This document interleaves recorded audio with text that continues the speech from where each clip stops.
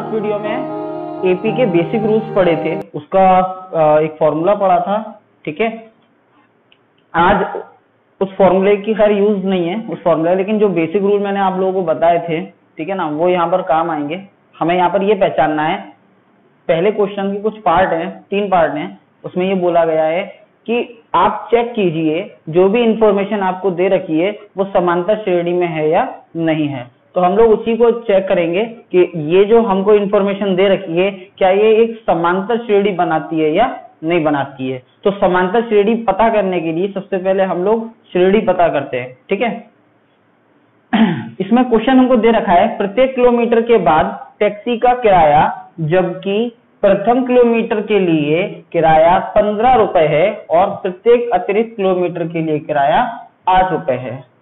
देखिए इसमें क्या है कि कोई टैक्सी है, टैक्सी ड्राइवर है, वो मुझे कहीं जाना है जैसे कि, और मैं उससे कहता हूँ भैया चलो, कि हाँ भाई चलेंगे, लेकिन क्योंकि लॉकडाउन है तो इस वजह से वो एक्स्ट्रा किराया ले रहा है। तो कह रहा है भाई लॉकडाउन है इस वजह से मैं आपसे ना एक्स्ट्रा किराया लूंगा। कैसे कैसे लोगे भाई, कि सबसे पहले तो आपको ना 15 रुपए तो मेरा बेसिक किराया है ही है, यानी कि 15 रुपए तो आपके लग ही जाएंगे 1 किलोमीटर तक के। लेकिन उसके बाद अगर आप आगे जाते हो, जैसे मान लो 1 किलोमीटर से आप ज्यादा जाते हो, तो 15 रुपए तो है ही, लेकिन हर किलोमीटर पर मैं 8 रुपए का किराया बढ़ा दूंगा।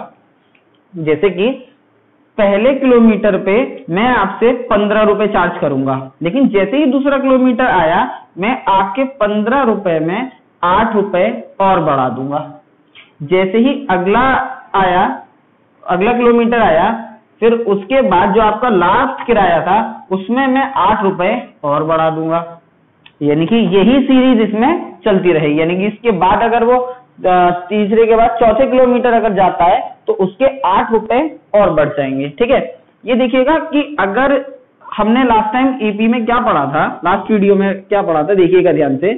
ये जो हमको 15 रुपए दे रखा है, अगर इसको हम अपना प्रथम पद मान लें और ये जो 8 दे रखा है इसको हम अपना डी मान लें, तो एक्चुअल में ये हमसे कहना चाह रहा है कि ए में डी जोड़ दो,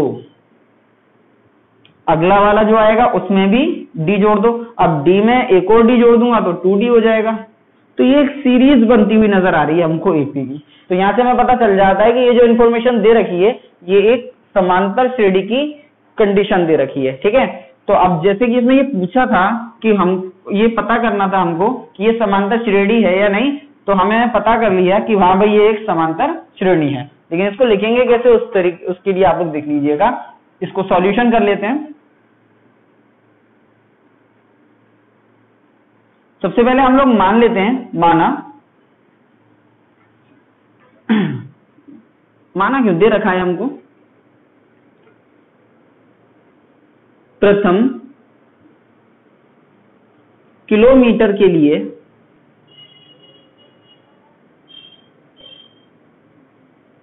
किराया कितना है, 15 रुपए है। उसके बाद दूसरे किलोमीटर के लिए जो किराया होगा वो 15 + 8, यानी कि मैं इसको कह सकता हूं कि 23 रुपए होगा। ठीक है, अब तीसरे किलोमीटर के लिए निकालते हैं। तीसरे किलोमीटर के लिए जो किराया होगा वो कितना होगा, जो 23 रुपए पिछला वाला किराया था उसमें 8 रुपए और बढ़ जाएंगे। कितना हो जाएगा, ये 31 रुपए हो जाएगा। ठीक है ना, तो इसके बाद ऐसी चौथा 5वां, लेकिन हमको सिर्फ 3 पता करना है। ठीक है, 3 से ही हमें पता चल जाएगा। इसलिए हमारी जो श्रेणी बनेगी वो क्या बनेगी, श्रेणी बनेगी 15, 23 और 31। ये श्रेणी बनी 15 रुपए, 23 रुपए और 31 रुपए की। ठीक है, इसी सीरीज में आगे चलता चला जाएगा एंड सो ऑन, क्योंकि इसमें कोई कंफर्म नहीं दे रखा है कहां तक है। अच्छा, इसके बाद हमको ये चेक करना है कि ये जो श्रेणी बनी है ये एक समांतर श्रेणी है या नहीं। तो लास्ट क्लास में आप लोगों को मैंने चेक करने का एक तरीका बताया था कि इसको अगर हम ए मान लें, इसको अगर हम बी मान लें और इसको अगर हम सी मान लें, ठीक है, तो बी में से ए को घटाने पर वही आना चाहिए जो सी में से बी को घटाने पर आए। तो वहां से एक फॉर्मूला निकल कर आया था हमारा 2b = a + c। अगर इस कंडीशन को फॉलो करता है, ये कोई भी श्रेणी फॉलो करती है, तो तो वो किसमें होगी, एक समांतर श्रेणी में होगी। तो यहाँ पर हम चेक कर लेते हैं, 2 इंटू बी की जगह पर कितना दे रखा है, 23 दे रखा है, तो 23 लिख दूंगा। ए की जगह पर 15, सी की जगह पर 31, तो 23 का गुणा अगर 2 में करूंगा तो ये हो जाएगा 46, और यहां पर अगर इन दोनों को मैं जोड़ूंगा तो ये भी हो जाएगा 46। तो आप लोग देख सकते हो कि ये दोनों क्या आ गए, इक्वल आ गए, यानी कि 2b किसके बराबर आ गया, a प्लस सी के। और जब 2b a प्लस सी के बराबर है तो हम कह सकते हैं कि ये दी हुई जो कंडीशन है हमको, वो क्या है, समांतर श्रेणी है। अतः दी गई सूचना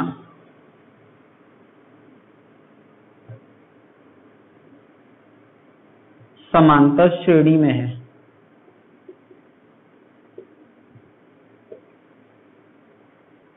ठीक है, तो यहां से हमको ये पता चल जाता है।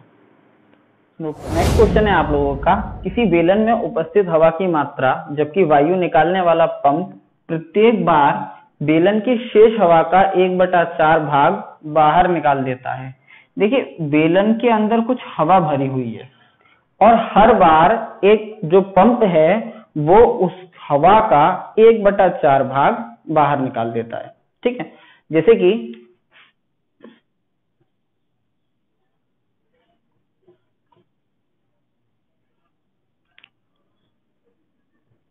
ये हमारा एक बेलन है, इसमें कुछ हवा भरी हुई है। ठीक है, तो हवा जो भरी होगी वो डेफिनेटली इसके आयतन के बराबर भरी होगी। हवा ऐसा तो नहीं है कि सिर्फ यहीं पे इकट्ठी रही होगी या यहाँ पर रही होगी, वो तो उसके अणु तो उसके कण तो सब जगह होंगे। तो डेफिनेटली जो हवा होगी वो इस बेलन का आयतन घेरेगी। ठीक है, अब हर बार इस आयतन का 1/4 भाग वो बाहर निकाल देगी। ठीक, देखिए, चलिए इसको सॉल्व करते हैं आगे। तो मैं अब मान लेता हूं कि माना बेलन में उपस्थित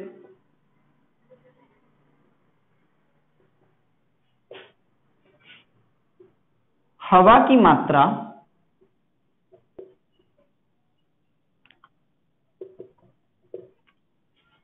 v आयतन है।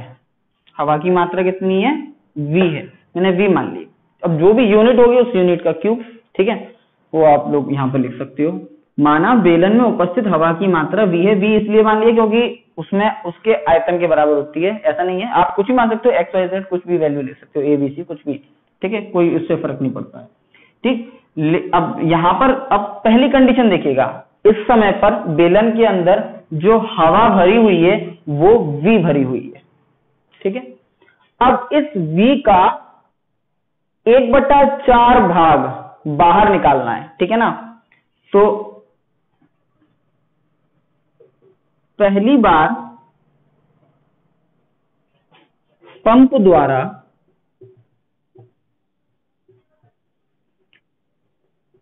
हवा निकालने पर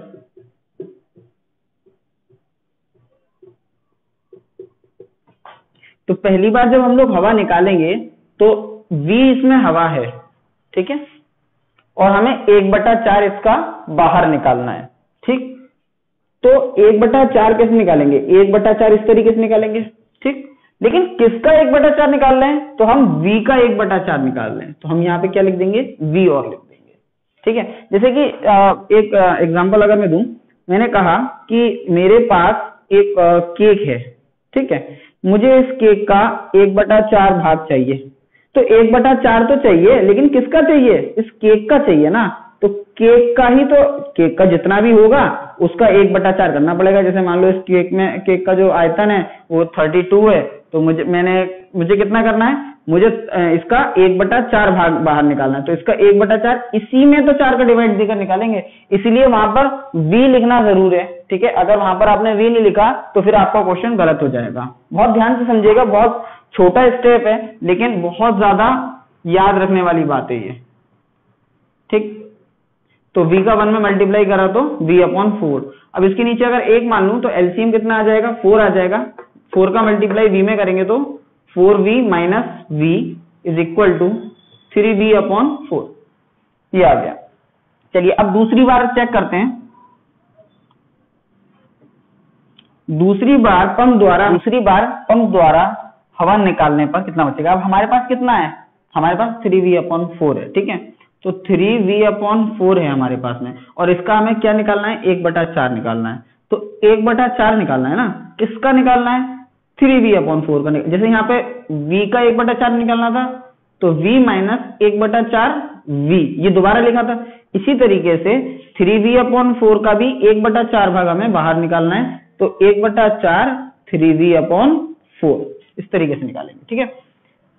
अब एक काम कर लीजिए, इसकी कैलकुलेशन कर लेते हैं, ठीक है। तो इन दोनों को कॉमन ले लेंगे कैलकुलेशन सिंपल करने के लिए। अंदर क्या बचेगा हमारे पास में, 1 - 1/4। अब इसको जरा ध्यान से देखिएगा, 1 - 1/4 करेंगे तो इसका मतलब 4 एकम 4, 4 में से 1 गया तो 3, तो ये हो जाएगा 3v/4 इंटू 3/4। इसको जब हम लोग आगे लिखेंगे तो ये हो जाएगा 3 तिया 9 v/4 चौक 16। तो यहां पर हमारे पास क्या इंफॉर्मेशन आ गई कि पहले हमारे पास v थी, फिर हमारे पास 3v/4 हुई, और फिर हमारे पास 9v/16 हुई, ठीक है। तो मैं यहां पर जो जगह बची है आप लोग समझ जाइएगा, मैं यहां पे लिख रहा हूं बाकी का, ठीक है। तो हमारी श्रेणी क्या बनेगी, इसलिए श्रेणी जो बनेगी, 3 टर्म चाहिए थे हमें, 3 टर्म मिल गए हमारे, v 3v/4 9v/16, ठीक है।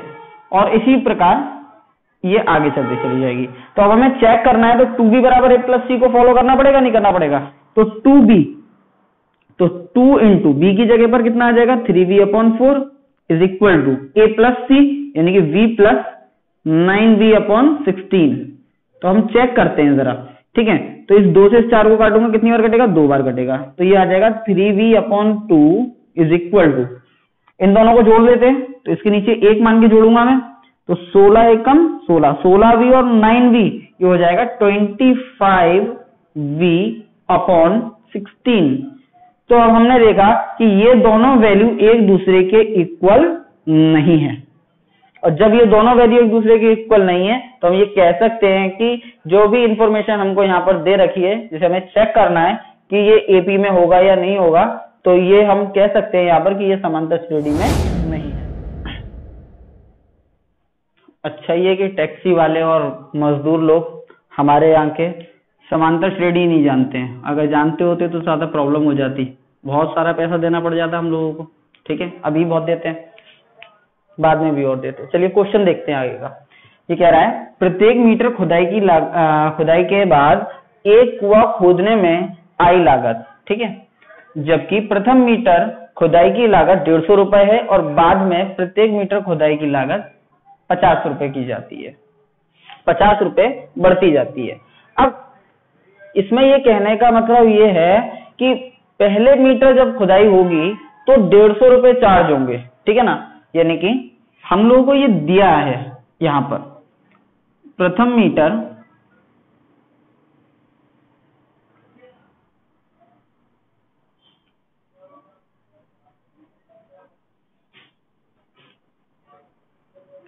खुदाई की लागत 150 रुपए है, ठीक है, ये हमको दिया है। अब हमको ये पता है कि हर बार 50 रुपए बढ़ती जाती है, तो हम जानते हैं, तो देखिए दूसरे मीटर पर खुदाई की लागत क्या बनेगी, 150 रुपए में 50 रुपए और ऐड हो जाएंगे, इसका मतलब 200 रुपए का खर्चा करना पड़ेगा दूसरे मीटर की खुदाई कराने के लिए। इसके बाद तीसरे मीटर की खुदाई की लागत के लिए क्या करना पड़ेगा, इस 200 रुपए में फिर 50 रुपए और ज्यादा बढ़ जाएंगे। अब कितने देने पड़ सकते हैं, 250 रुपए, ठीक है। तो हम यहां से देख सकते हैं कि जो श्रेणी बन रही है वो डेफिनेटली एक समांतर श्रेणी बन रही है, ठीक है। तो इसलिए हमारे पास जो श्रेणी आई वो क्या आई, तो जो श्रेणी आई हमारे पास में वो आई 150, 200, 250, और इसी प्रकार ये आगे जाएगी 300, 350, ठीक है।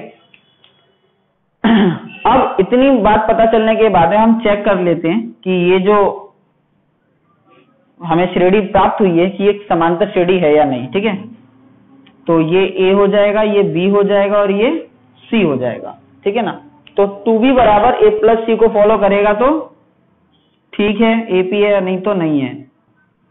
तो 2 इंटू बी की जगह पर कितना रख सकता हूं मैं, 200। ए कितना है 150, सी कितना है 250। ठीक है, 200 का 2 में मल्टीप्लाई करेंगे कितना आ जाएगा 400। ठीक, 400 हो जाएगा, यानी कि ये दोनों कैसे आ रहे हैं, इक्वल आ रहे हैं। ठीक है, तो यहां पर भी हम लोग लिख सकते हैं कि दी गई जो हमें इंफॉर्मेशन है ये क्या है, समांतर श्रेणी को फॉलो करती है। ठीक है, अगला क्वेश्चन है हमारा, खाते में प्रत्येक वर्ष का मिश्र धन जबकि 10,000 रुपए की राशि 8% वार्षिक की दर से चक्रवृद्धि ब्याज पर जमा की जाती है। तो अब हमें यहाँ पर ये बताना है कि खाते में प्रत्येक वर्ष का मिश्र धन, तो मिश्र धन किसका, चक्रवृद्धि ब्याज का। तो चक्रवृद्धि ब्याज का मिश्र धन होता क्या, पहले इसको देख लेते हैं यहाँ पर हम लोग। तो मिश्र धन चक्रवृद्धि ब्याज का होता है ए बराबर पी 1 प्लस आर अपॉन 100 की पावर n। यहां पर a मिश्र धन होता है, p मूलधन होता है, r यहां पर दर होती है वो भी वार्षिक,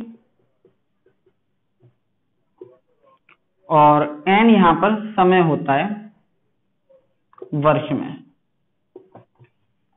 ठीक है, अब इसको चेक कर लेते हैं, बना लेते हैं। तो यहाँ पर हम देख सकते हैं हमें जो P दे रखा है, मूलधन दिया है, वो कितना दे रखा है 10,000 रुपए, और जो रेट ऑफ इंटरेस्ट हमको दे रखी है वो दे रखी है 8% की। ठीक है, तो हर साल क्या होता है, खाते में प्रत्येक वर्ष का जो मिश्र धन है वो हमको उस पर ये बताना है कि जो चक्रवृद्धि ब्याज पर जो जमा की जाती है ये राशि, ठीक है, तो क्या ये ये जो श्रेणी बनेगी तो क्या ये एक समांतर श्रेणी को फॉलो करती है, तो हम ये चेक करेंगे यहाँ पर। ठीक है, तो जो मिश्र धन है वो किस तरीके से आएगा, देखिए पहले वर्ष का मिश्र धन,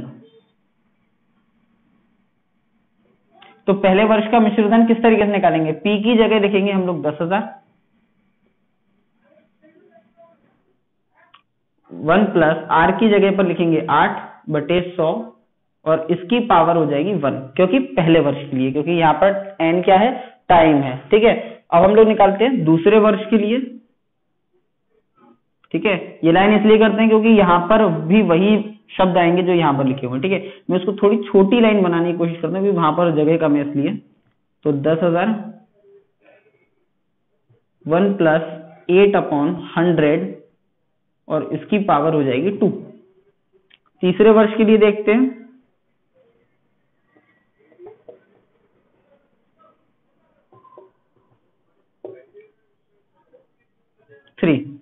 ठीक है, तो अब इसी तरीके से ये सीरीज आगे चलती जाएगी, लेकिन हमें तो ये सिर्फ 3 वैल्यू चाहिए, बस बहुत है हमारे लिए। ठीक है, इसलिए श्रेणी क्या बनेगी, सूची भी बोल सकते हैं, श्रेणी है, सूची है, कुछ भी है। ठीक है, तो ये हो जाएगा 10,000 1 प्लस 8/100 इसकी पावर 1 है, और फिर हो जाएगा 10,000 1 प्लस 8/100 की पावर 2, फिर हो जाएगा 10,000 1 प्लस 8/100 की पावर 3, और ये सीरीज इसी प्रकार से आगे चलती चली जाएगी। अब ये समांतर श्रेणी है या नहीं कहां से पता चलेगा, यहाँ से इसको A, इसको B और इसको C नाम दे देंगे। ठीक है, तो अगर 2b a प्लस सी के बराबर आ जाएगा तो समांतर श्रेणी में होगा, और 2b बराबर a प्लस सी के नहीं आएगा तो समांतर श्रेणी में नहीं होगा। तो रख के देख लीजिएगा, 2b बराबर a प्लस सी नहीं आएगा ये। ठीक है, फिर भी ना आए कमेंट बॉक्स में कमेंट कीजिए और फिर इसको प्राप्त कीजिए। ठीक है, तो मैं ये लिखूंगा, अतः दी गई सूचना एपी में नहीं है। क्वेश्चन नंबर दूसरे का जो फर्स्ट क्वेश्चन है वो दे रखा है a बराबर 10 और d बराबर 10। इसमें हमें जो श्रेणी बनेगी उसके 4 पद ज्ञात करने हैं। ठीक है, तो अब देखिएगा यहाँ पर 4 पद किस तरीके से निकालेंगे। मैंने आप लोगों को इससे पहले वाली वीडियो में जो फर्स्ट क्लास हुई थी वहां पर पदों की संख्या बताई थी कि पहला पद कौन सा होता है, दूसरा पद कौन सा होता है, तीसरा पद कौन सा होता है। ठीक है, तो अगर मैं डायरेक्ट करना चाहूँ तो डायरेक्ट करूंगा, कुछ हिंदी विंदी नहीं लिख रहा मैं। जो प्रथम पद होता है वो हमारा a1 होता है, a जिसे हम लोग क्या बोलेंगे 10। जो दूसरा पद होता है उसे हम लोग कहते हैं a2, वो कैसे निकलता है a प्लस डी करके। जो तीसरा पद होता है वो कैसे निकलता है हमारा a प्लस 2d करके। जो तीसरा पद चौथा पद होता है वो निकलता है a प्लस 3d करके। तो a प्लस डी का मतलब क्या हो जाएगा 10 प्लस 10 मतलब 20। और इसके बाद a प्लस 2 इंटू 10 मतलब कितना हो जाएगा 2 × 20 और 10 30। इसी प्रकार अगली वाली जो संख्या हो जाएगी वो कितनी हो जाएगी 40 हो जाएगी, ठीक है ना। इसलिए यहां आप लिख सकते हो श्रेणी के 4 पद क्या हो जाएंगे 10 20 30 और 40। इसी को आंसर कर दीजिए, ठीक। अगला वाला जो क्वेश्चन है आप लोगों का, उसमें a की वैल्यू दे रखी है -2 और d की वैल्यू दे रखी है 0। तो जब d है ही नहीं तो a की जगह a ही रहेगा सब जगह। तो -2 + 0 इज इक्वल टू -2, -2 + 2 × 0 ये भी माइनस का 2 ही बचेगा, -2 + 2 3 × 0 तो ये भी कितना बचेगा -2, क्योंकि ये वाली वैल्यू तो 0 हो जाएगी ना इसलिए, ठीक है। तो श्रेणी के जो चारों पद आएंगे वो क्या आएंगे -2 -2 -2 और -2। इन्हीं को आप लोग आंसर कर सकते हो। नेक्स्ट क्वेश्चन है आप लोगों का, a की वैल्यू दे रखी है 4 और d की वैल्यू दे रखी है -3। तो a की जगह मैं रखूंगा 4 और d की जगह रखूंगा -3। तो a की जगह 4 तो ये तो 4 ही रहेगा। इसके बाद ये क्या हो जाएगा a प्लस -3, a की जगह पर 4। तो देखिएगा यहाँ पर हम रखेंगे 4 और ये प्लस माइनस हो जाएगा माइनस और माइनस के 3, तो ये हो जाएगा 1, ठीक है।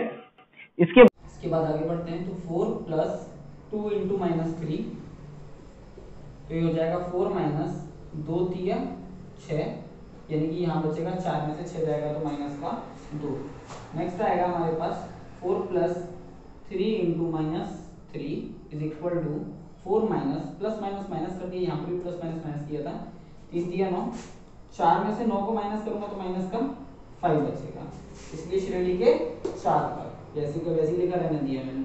तो पहला पद 4, दूसरा 1, तीसरा -2 और लास्ट आपका -5। Put the answer for your question. Next question आता है आप लोगों का a = -1, b = 1/2।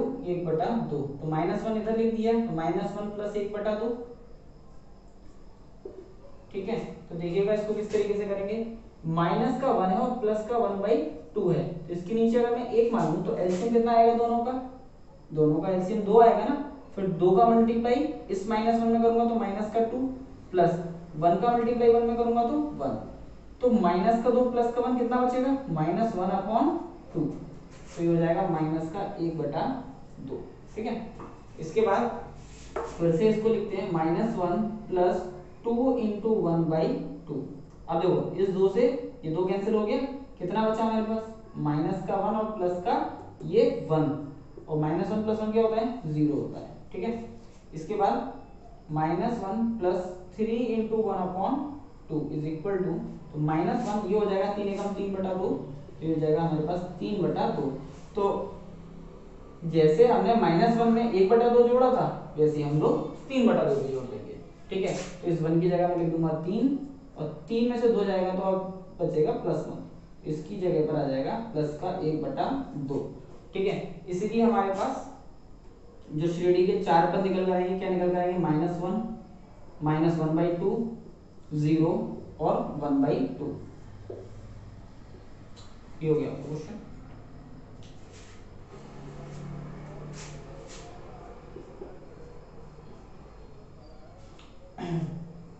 नेक्स्ट क्वेश्चन है आप लोगों का -1.25। तो ए की जगह पे -1.25 रख देंगे और डी की जगह पे -0.25। तो -1.25 और प्लस -0.25 इसको रखेंगे तो देखिएगा प्लस माइनस माइनस हो जाएगा, तो ये हो जाएगा -1.25 और माइनस का 0.25। तो देखिएगा इन दोनों को हम लोग किस तरीके से ऐड करते हैं, दोनों ही वैल्यू माइनस की है, ठीक है, और दोनों ही वैल्यू माइनस की, इसलिए इन दोनों को क्या कर देंगे हम लोग ऐड कर देंगे। और ऐड कैसे करेंगे, जैसे माइनस का 1.25 और माइनस का 0.25 है, तो पॉइंट के नीचे पॉइंट लिखकर ऐड करेंगे, ठीक है।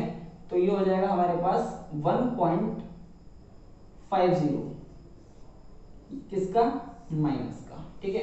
तो मैं इसकी जगह लिख दूंगा माइनस का 1.50। सीरीज जोड़ सकते हैं हम लोग, 5 और 5 10 के 0 हासिल 1, 2 और 2 4 और 1 5, 1 की 1, ठीक है। फिर माइनस 1.25 प्लस 2 इंटू माइनस 0.25। अब इसको हम लोग थोड़ा डायरेक्ट करेंगे, तो माइनस का 1.25, अब देखिएगा प्लस माइनस माइनस हो जाएगा, 0.25 में अगर 2 का मल्टीप्लाई करूंगा तो ये हो जाएगा 0.50, और इन दोनों को अगर ऐड करेंगे तो ये हो जाएगा माइनस का 1.75, ठीक है। नेक्स्ट आगे देखते हैं।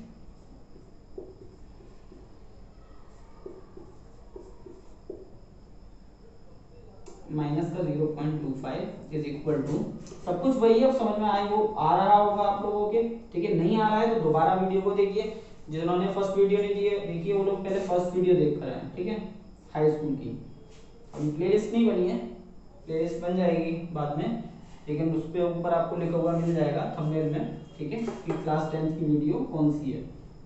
3 का मल्टीप्लाई करूंगा इसमें तो ये हो जाएगा माइनस का 0.75, उन दोनों को ऐड करेंगे, तो ऐड करेंगे किस तरीके से ऐड करेंगे इसको भी देख लीजिएगा। माइनस 1.25 है और माइनस का 7.5, ठीक है। देखिए इन दोनों को जोड़ूंगा 0, 7 और 2 9 और 1 10, 1, यानी कि हमारे पास बचा माइनस का 2। पॉइंट के बाद 0 है ना तो उसको नहीं लिखेंगे, कितना आ जाएगा माइनस का 2। इसलिए श्रेणी के जो 4 पद निकल कर आया वो निकल कर आया हमारे पास माइनस का 1.25, माइनस 1.50, माइनस 1.75 और माइनस का 2। ये हो गया आंसर। आगे क्वेश्चन आप लोगों के नेक्स्ट क्लास में होंगे, ठीक है।